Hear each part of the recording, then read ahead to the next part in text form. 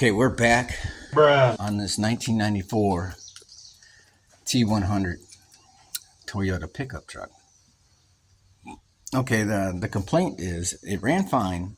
He went into town, drove fine all the way into town. On his way back, just before pulling in his property, it started stumbling and misfiring. So you can see in the other video what we did. We changed the valve cover gaskets on it. And what we're going to do now is this is probably not something that, the engine just doesn't break down. I mean, this is usually when you have something act up immediately after repair. It's probably related to a new part or a new part that wasn't installed correctly, and you could have like one of these pop off or something and it wasn't clamped on there correctly. So we're gonna double check everything. We're gonna pull this cap and look at the rotor and see if there's anything weird going on in there. And then if there's not, we're going to pull the codes and see if there's any codes there, and get another idea. And if all that checks out and everything's all good, then we got excessive fuel, by the way. That's another symptom. You can smell raw fuel being thrown down the cylinder. Now we know we have one mechanical issue on this engine here. Because when we were cranking it and building fuel pressure up after we did all the work, you can hear, before the fuel pressure built up, you can hear a mechanical misfire on one of the cylinders. It's quite obvious.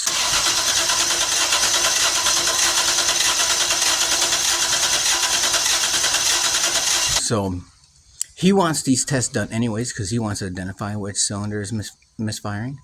And but I think we have two dead cylinders.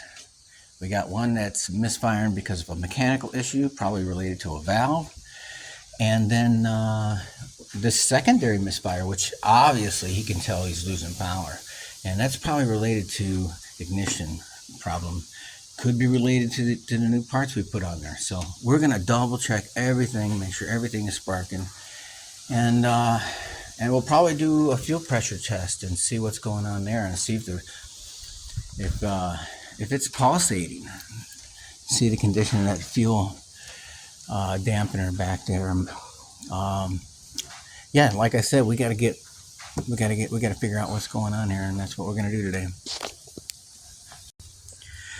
Okay, get our jumper set up, check for continuity. Okay, we're gonna use this. So I built this jumper here, and I'm gonna go to, if you look here, you're going to see right there is TE1 right in the center. So we're going to pop that in there in TE1.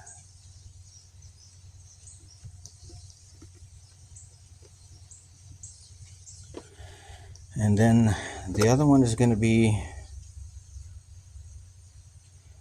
E1, top right hand corner. So we have the jumper in. Now let's see the check engine light. See if there's any codes that's stored in there. Okay, we're in the truck. Let's go turn the ignition on.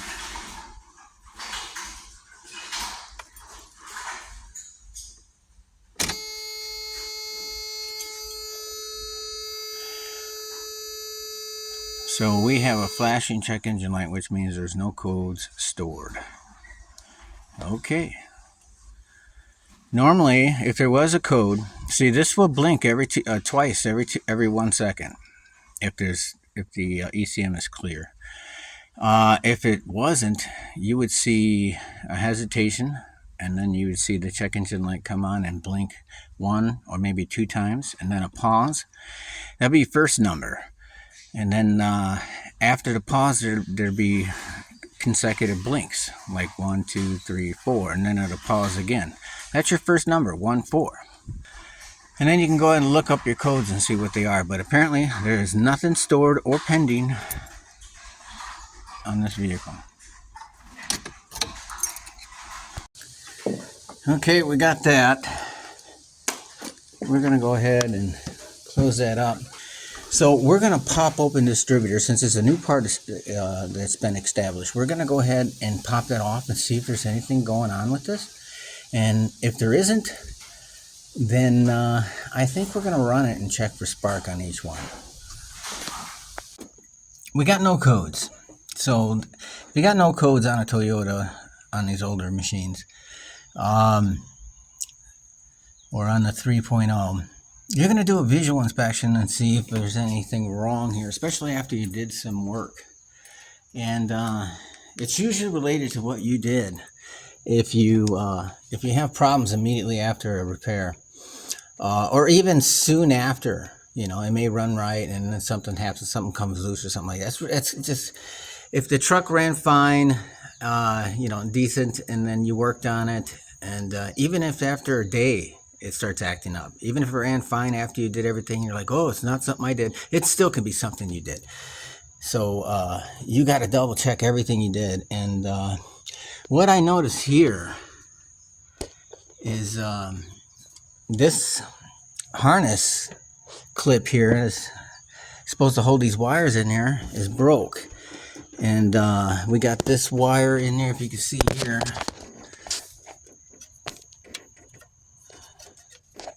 This wire's in here, and then this one goes on the top, and somehow it came out, and you can see it's rubbing on the EGR tube. I bet you that's where that second misfire is, and that's why it's so obvious to him. But he's got a mechanical issue that's got a misfire on one of the cylinders, and we're going to go ahead and do a compression check and find out which cylinder is leaking. It's these old Toyotas, these plastic clips break, and it's quite common.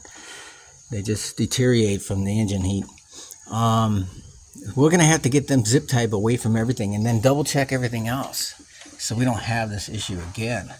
And if we have to put more zip ties on there and get these plugs away from everything, we will. These didn't come out. Well, I'm probably going to, see, this is broke as well. I'm going to zip tie that as well, because we don't want these coming out. They're all broke.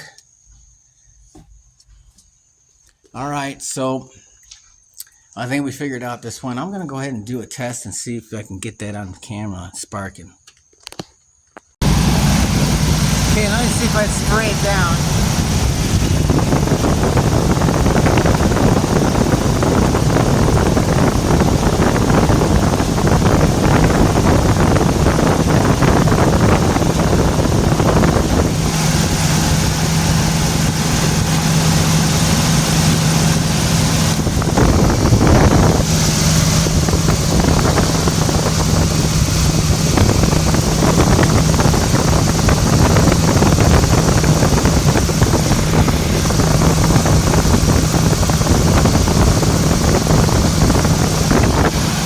Wants to run good now, why? Still smell fuel.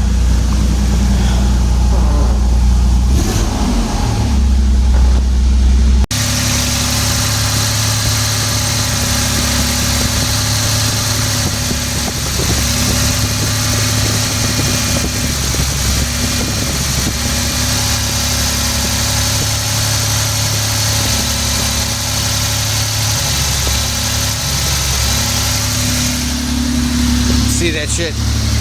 Okay, do you see how I sprayed that with water? You get your preferably a plastic bottle. I wouldn't use a glass bottle.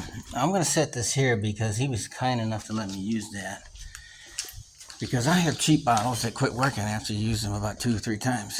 Anyways, so you could see how I can get that to act up and stumble. So it started, the misfire quickly went away, and it started operating correctly, and it started leaning out.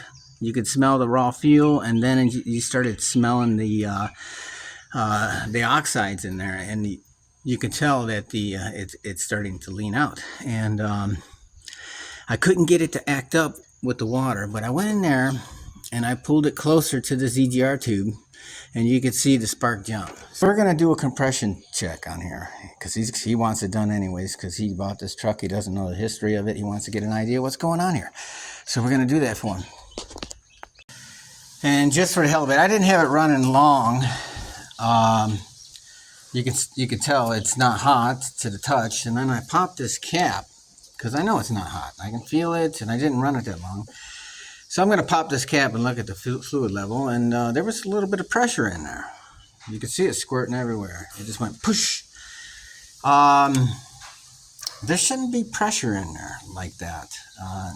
I understand when it's hot, um, but yeah, I don't know. I just want to take note that there was a little pressure in there that I don't believe belongs in there. Okay, I got the EFI relay out. That's going to be there. And now I got the plugs out. I got the rotor disassembled. The cap off. And we're going to pull these plugs and start doing a compression check. Okay, I got all the spark plugs out.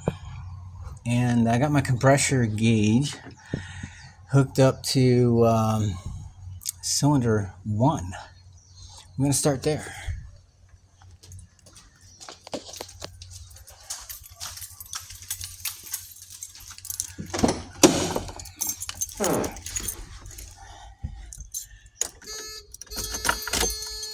Let's crank it.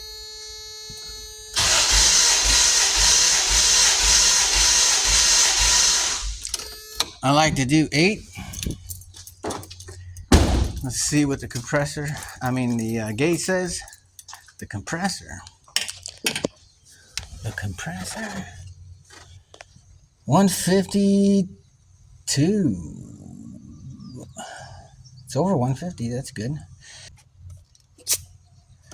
Let's go to the next one.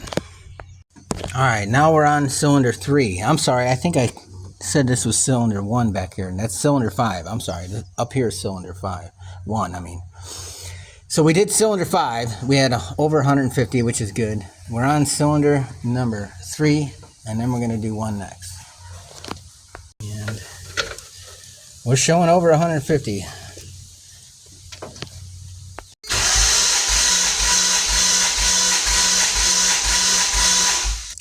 Looks like it's normal. Over 150, slightly lower than the other two, but normal. Now we're on cylinder 6 to the far back.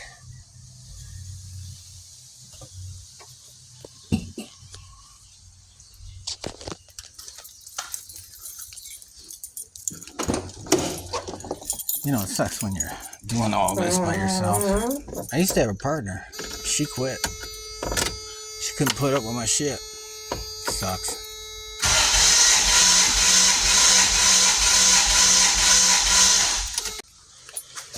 Okay, looks like cylinder 6 is well above 150. We are on cylinder 4.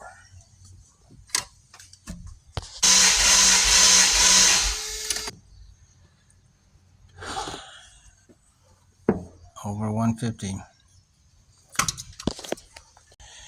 Okay, with the plugs installed and ignition disabled, we're gonna go ahead and do this. Crank this over and listen to the sound of the engine cranking, because I know I'm not going crazy. I heard a missing cylinder. Let's listen.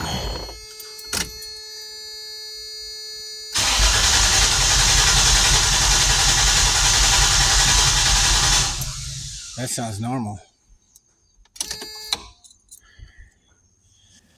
Why was it missing on one? Huh. Okay, I got the new the new wires and rotor and cap installed. And if you notice here where this came out of this holder here, this plastic clip holder that's broken, well, with this time I put it in there and then I zip tied it so that it can't come out again.